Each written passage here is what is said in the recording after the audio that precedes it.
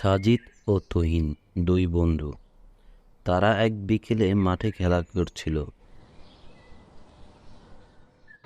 তারা দুই বন্ধু একসাথে গল্প করতে করতে বাসার উদ্দেশ্যে রওনা হয়।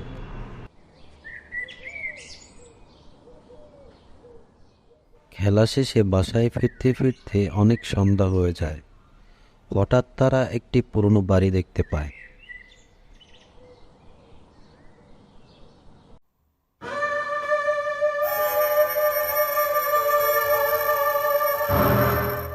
সাজিদ বলে, জানো তুহিন, এই বাড়িতে নাকি এক ভূত থাকে।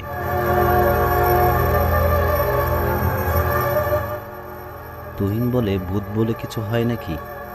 এগুলো সব মিথ্যে কথা।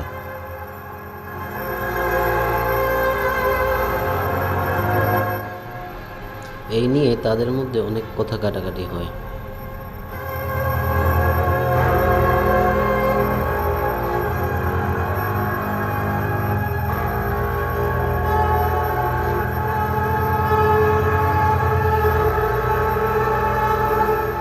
তাই বলে সে বাড়ির ভিতরে ঢুকতে শুরু করে। ঢুকতে ঢুকতে একদম ভিতরে ঢুকে যায়। আর সে বাড়ির ভিতরে ঢুকে আটকা পড়ে যায় আর ফিরতে পারে না।